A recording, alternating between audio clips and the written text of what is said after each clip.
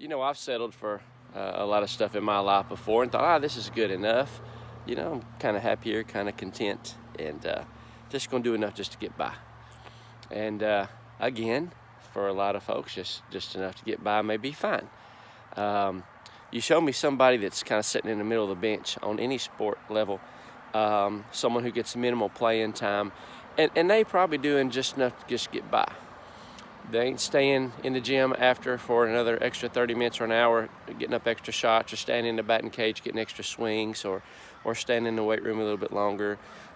Show me someone in academics who just kind of, just kind of middle of the pack, be student. Nothing wrong with that if that's the absolute best you can do. But show me somebody who, is just kind of floating through. They ain't spending extra time in the library. They ain't spending extra time reading that book or studying for that test.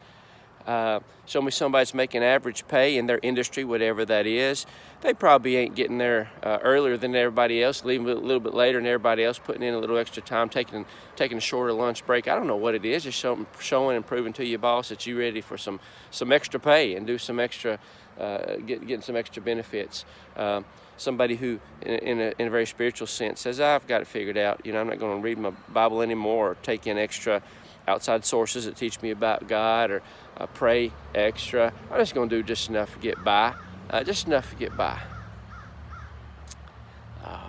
There's some folks who have done some extraordinary things in this world. And the difference in extraordinary and ordinary is extra. Just got to do extra.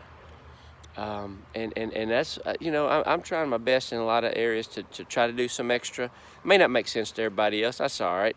And a lot of times the goal may not come to fruition, but it's not going to be from a lack of effort. You see, if you just want to sit on the bench and, just give the most important folks a breather every, little bit, every minute, 30 seconds in a game, that's fine. But if you want to be in at the end of the game, you got to put in extra. It ain't even so much who starts, who's in at the end of the game, who's there when it counts, who's there when it matters. The person that did the extra stuff, did the extra work. Eric Thomas says you got to rise and grind. So for most of us, we cannot get through life on talent and ability alone. Most of us are that way. We got to do the extra stuff, and that ain't fair. And the other guy, he got it, he didn't have to work for it. Well, that just may be what it is. If you want to do something extraordinary, you got to do the extra.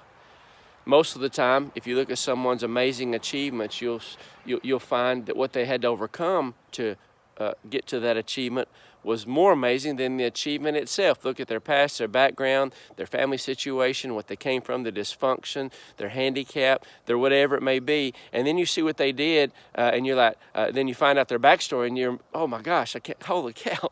What they did was amazing, but what they overcame to do, that was even more amazing. So, if you want to just be average, man, be average. It's all good. You can go to heaven. God's going to make sure that you're good. You love him, take care of his people. That's good. But if you want to achieve some great things in life and change the world, you got to get up and walk in the cold when it ain't no fun. You got to stay a little late at work, or you're going to have to get them extra shots up. Now, if you want to be ordinary, ordinary is fine. Ordinary is good, if that's what you want. But if you want to be extraordinary, then you're going to have to get up. You got to do some extra.